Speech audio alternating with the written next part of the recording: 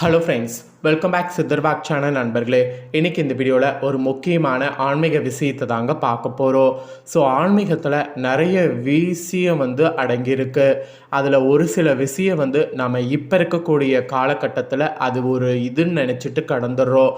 ஆனால் உண்மையாலுமே அது ரொம்ப ரொம்ப ரொம்ப தவறுங்க. ஸோ நிறைய ஆன்மீக விஷயத்தில் இன்றைக்கி என்ன விஷயம் பார்க்க போகிறோன்னா, விளக்கு எரியுதில் அந்த விளக்கு எரியும் போது அந்த திரி ஃபுல்லாக எரியுதா அப்படிங்கிறத தான் பார்க்க போகிறோம். விளக்கெரியக்கூடிய திரியில் கூட நிறைய சூட்சமங்கள் இருக்குது. விளக்குலே நிறைய சூட்சமம் இருக்குது.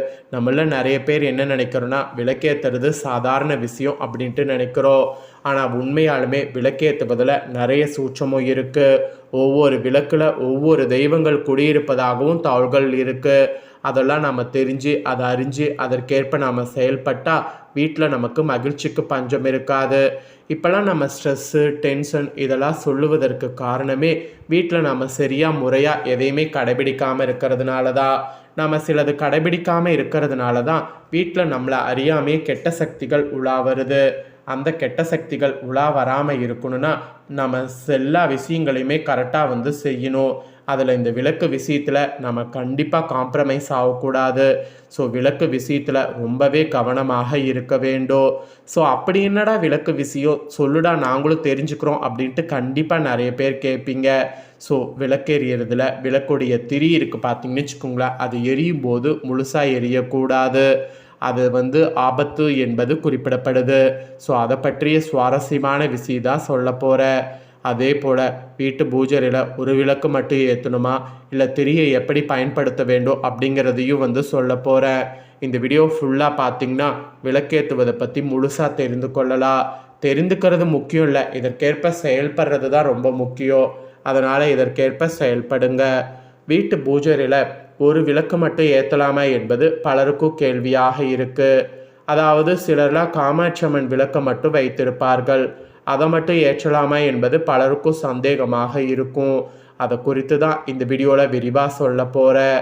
பூஜை என்றாலே அதில் மங்களகரமான விளக்குகளை ஏற்றி வைக்க வேண்டும். தினமுமே மாலை 6 மணிக்கு விளக்கேற்றி வைக்க வேண்டும். அதே போல் கார்த்திகை மாதங்களில் மாலை நேரத்துலையும் மார்கழி மாதங்களில் அதிகாலை நேரத்திலும் விளக்கேற்றி வழிபட்டால் நன்மைங்கிறது நம்ம வாழ்க்கையில் நடக்கும். விளக்கில் பார்த்திங்கன்னு வச்சுக்கோங்களேன், நல்லெண்ணெய், நெய், பஞ்சு தீபம் விளக்கேற்றணும். அதே போல் எண்ணெய் உள்ளிட்டவைகள் கொண்டு விளக்கேற்றணும். தினமுமே ஏற்றிய ஒரே திரியை விளக்குகளுக்கு பயன்படுத்த வேண்டும். தினந்தோறும் விளக்குகளை கழுவ வேண்டும். இந்த மாதிரி விளக்கில் பார்த்திங்கன்னு வச்சுக்கோங்களேன், நிறைய ரூல்ஸ் இருக்குது. அதை எல்லாமே நம்ம ஃபாலோ பண்ணி விளக்கேற்றும் போது அதில் ஒரு பாசிட்டிவான வைப் உருவாகும். பொதுவாகவே பூஜையில் இரட்டை விளக்கை ஏற்றினால் அதிர்ஷ்டம் உண்டாகும். ஒற்றை விளக்கை ஏற்றக்கொள்ளக்கூடாது. அதே போல் ஒற்றைப்படையில் தான் விளக்கை ஏற்ற வேண்டும் என்பது இல்லை. 2 விளக்குகள் அல்லது அதற்கு மேல் எத்தனை விளக்குகள் ஏற்ற முடியுமோ அதை நம்ம பூஜையில் ஏற்றி வைக்கலாம். உதாரணமாக காமாட்சி அம்மன் விளக்கு ஏற்றுகிறோம் என்றால் அதற்கு துணை விளக்கை ஏற்ற வேண்டும். ஒருவேளை உங்களிடம் எக்ஸ்ட்ரா விளக்கு இல்லாவிட்டால் அகல் விளக்கையாவது பயன்படுத்தலாம். விளக்குகள் கிழக்கு திசையை பார்த்தவாறு ஏற்ற வேண்டும். பூஜையில் காலை மாலை 2 வேளைகளில் விளக்கேற்ற வேண்டும். புதிதாக திரி போட்டு தான் விளக்கேற்ற வேண்டும். சூரியன் உதயமாவதற்கு முன்பு பிரம்ம முகூர்த்தத்தில் விளக்கேற்ற வேண்டும். அதே போல் மாலை வேளைகளில் 6 மணிக்கு விளக்கேற்றினால் எல்லா விதமான யோகங்களும் கிடைக்கும். இது தர்ம சாஸ்திரத்திலே இருக்குது. அதனால் மாலை நேரத்தில் விளக்கேற்ற பாருங்கள். அதோடு விளக்கெண்ணெயில் ஊற்றி தீபம் ஏற்றினால் புகழ் உங்களுக்கு அபிவிருத்தியாகும். வேப்ப எண்ணெய், நெய், இலுப்பை எண்ணெய் ஆகியவற்றை கலந்து தீபம் ஏற்றினால் செல்வம் உங்களுக்கு பெருகும். எள்ளெண்ணெயில் தீபம் ஏற்றுவது எப்போதும் கடவுளுக்கு உகந்தது. இதன் மூலம் நவக்கிரகங்களையும் திருப்திப்படுத்தலாம். அதே போல் ஏற்றிய திரிகளை தூக்கி எறியாமல் சேர்த்து வைத்து ஒரு நாள் உங்களுக்கு உங்கள் குடும்பத்தினருக்கு சுற்றி போடலாம். இதுதான் நான் இந்த இடத்துல சொல்ல வரேன். நிறைய பேர் விளக்கேற்றுறதுல பண்ணக்கூடிய தவறு என்னன்னா, அந்த திரி ஃபுல்லாக எரியிற மாதிரி பண்ணிடுறீங்க. ஆனால் ஃபுல்லாக திரி எரியக்கூடாது. அது ஆக்சுவலி ரொம்ப ஆபத்தான ஒரு விஷயம். அதனால் அந்த ஒரு விஷயத்தை இனி செய்யக்கூடாது.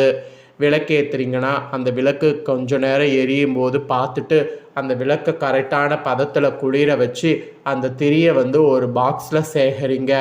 அந்த திரியை சேகரிச்சுட்டே வாங்க. ஒரு நாள் அந்த திரியை வந்து சுற்றி போடுறதுக்கு நீங்கள் பயன்படுத்திக்குங்க. அந்த மாதிரி சுற்றி போட்டு அந்த திரியை வெளியே கொண்டு போய் வைக்கலாம். ஆனால் திரி அகல் விளக்குலேயே வந்து அதுவும் காமாட்சி விளக்குலேயும் ஃபுல்லாக எரியக்கூடாது. அதை வந்து பார்த்துக்குங்க.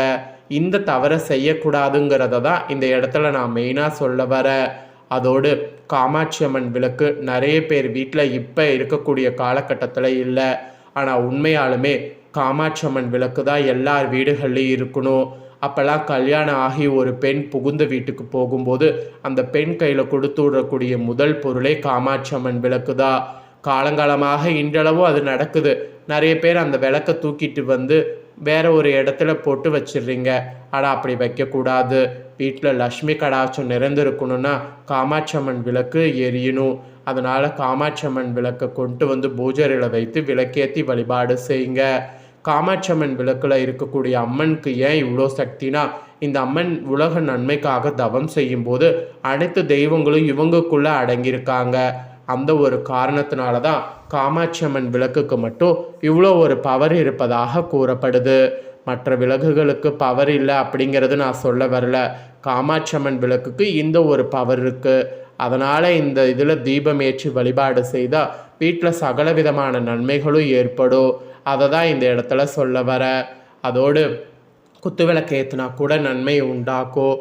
குத்துவிளக்கில் 3 தெய்வங்கள் வாசம் செய்வதாக இருக்குது. பிரம்மா, விஷ்ணு, அதுக்கப்புறம் பார்த்திங்கன்னு வச்சுக்கோங்களேன், பிரம்மா, விஷ்ணு, சிவன் இவங்க 3 பேரும் இருப்பதாக சொல்லப்படுது. அது மட்டும் இல்லாமல் அந்த திரி நெய்யில் 3 மகாலட்சுமிகள் வாசம் செய்வதாகவும் குறிப்பிடப்படுது.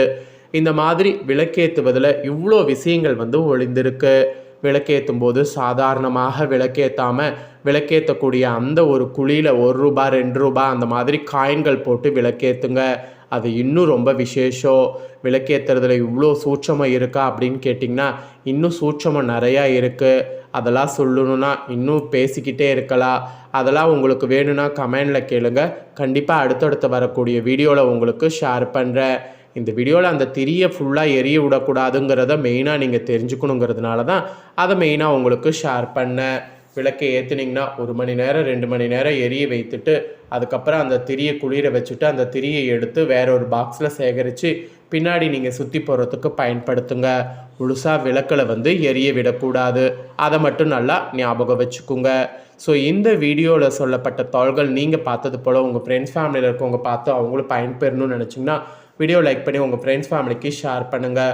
உங்கள் ஃப்ரெண்ட்ஸ் ஃபேமிலியில் இருக்கிறவங்களும் பார்க்கட்டும், அவங்களும் இந்த முக்கியமான விஷயத்தை தெரிஞ்சு இதற்கேற்ப நடந்து பயன்பெறட்டும். இதே போல் புதிய தோள்களை தெரிந்து கொள்ள மறக்காமல் சேனலை சப்ஸ்கிரைப் பண்ணுங்கள், கூட பெல் பண்ண ப்ரெஸ் பண்ணுங்கள். ஃபஸ்ட் டைம் பார்க்குறவங்க அதை நீங்கள் பண்ணிட்டீங்கன்னா இனி நான் போகிற மற்ற அப்டேட்டான எல்லா வீடியோஸும் உடனுக்குடனே தெரிந்து கொள்ளலாம். ஸோ மறக்காமல் பண்ணுங்கள். நெக்ஸ்ட்டு இதே போல் சுவாரஸ்யமாக வேறொரு புதிய வீடியோவில் உங்களை சந்திக்கிறேன்.